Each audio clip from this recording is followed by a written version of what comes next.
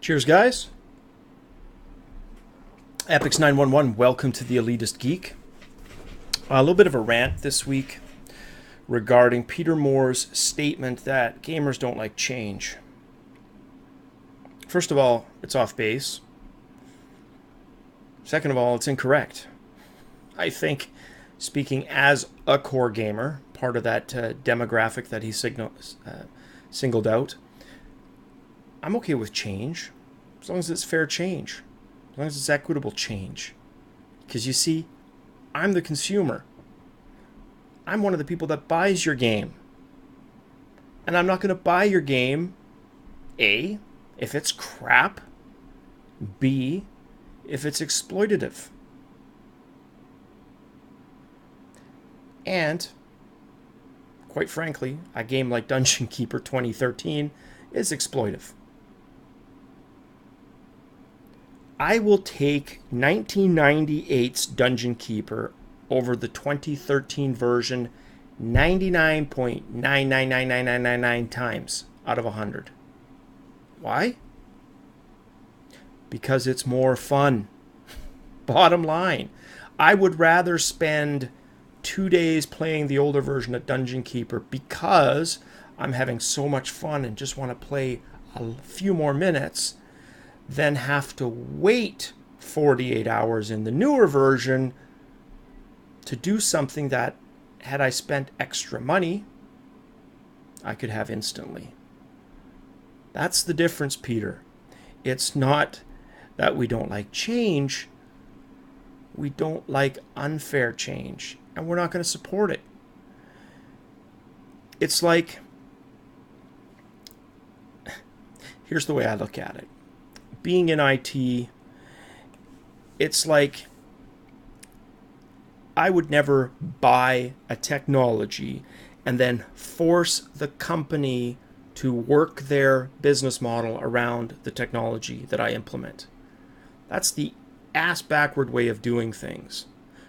You want to implement technology that enhances, supports, benefits the business model. That's how you go about it. You don't try to shoehorn business processes around technology. It's not going to work. So blaming the crappy performance of a bunch of free-to-play games on consumers not embracing change is just wrong. It's not that they don't want to embrace change. They don't want to buy your damn game because it sucks. That's the reality. And I harp on it, I know, from time to time, but that is why Trip Hawkins era EA was so special to me. That's why games like Archon and Bard's Tale were so amazing. They were creative. They were games that were developed and designed out of passion, not to primarily make money. And that's where my analogy for IT is bang on with what Peter Moore and EA and a lot of other companies are trying to do. They're trying to shoehorn in the tech and have consumers fall in line. It doesn't work. It's not going to work. It's never worked. Trip Hawkins era EA, sure there were shitty games, but shitty games, like any shitty game, is not going to sell great. You can fool some people to buy your game, but they're definitely not going to buy the sequel if it sucks. They're not going to recommend it to friends if it sucks. That's the reality of the world that we live in. So what a huge cop-out to not blame the technology, the business practice, but to instead blame the consumer. Totally lame, in my opinion. Totally fucking lame.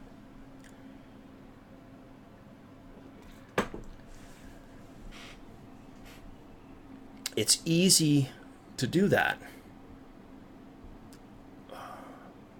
And what do I mean by that? Well, what I mean simply is that it has nothing to do with change. And here are some examples. I consider myself part of that demographic, the core, quote-unquote, gamer demographic. And I'm all about change and so many facets of what I do when the change is equitable, when there's something in it for me. Oculus Rift, all over that shit, like white on rice. I can't wait for Oculus Rift consumer version. It's new, it's change, but I want it. It's like the Kinect.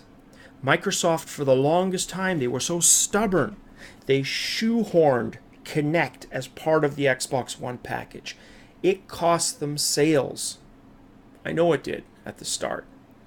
It cost them sales because people were being forced to pay extra for a technology that they maybe didn't want. There wasn't a convincing enough reason for them to want to have the technology. And I've heard the argument that, well, if you don't have market share or market penetration with the hardware like Kinect, consumers just aren't, or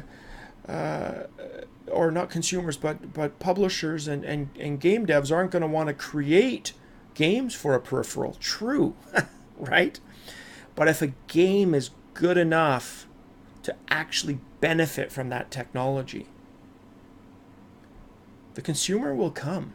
It's happened time and time again throughout history. There's all kinds of tech examples where you create the need and people are going to want in on that.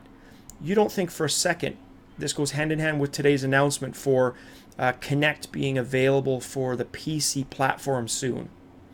Perfect example. I'm going to buy an Oculus Rift, okay? Which is going to do great for my visual immersion. Controller-wise, not so much. I'm still going to either rely on mouse and keyboard, right? Or a gamepad in my hands.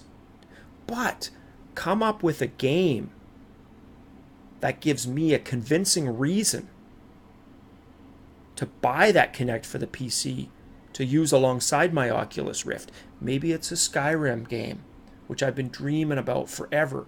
A truly virtual reality, VR immersed experience. You create that on the Oculus Rift and make the controls on Kinect feel intuitive and immersive, damn rights I'm going to buy it. But doing it the other way around doesn't work, because the same guy who's not buying your system because it's too expensive with the Kinect forcibly bundled in is also not going to buy the Kinect even if there is a good game that takes advantage of the Kinect. So that's just doesn't make sense to look at it that way. Create the game, consumers will follow. Create the experience, consumers will follow. 3DS, case in point. The original Wii, case in point. Those are all examples where consumers bought in and the sales were organic from that point on. They were natural. So anyways, there's my rant. Another sip of beer, cold and frosty on a hot day. Let me know what you guys think. Does Peter Moore have it correct? Are we just resistant to change? Or do you agree with me that we're not resistant to change if the change makes sense, if it's equitable, if there's something in it for the dev and the consumer? I'd be interested in hearing your thoughts. Like if you like this video, hit subscribe if this is the type of video you like. I don't just rant like this. I also do hardware reviews from time to time and tech vlogs and other types of rambles. With that, as always, just an excuse to grab another sip of beer. Cheers, guys.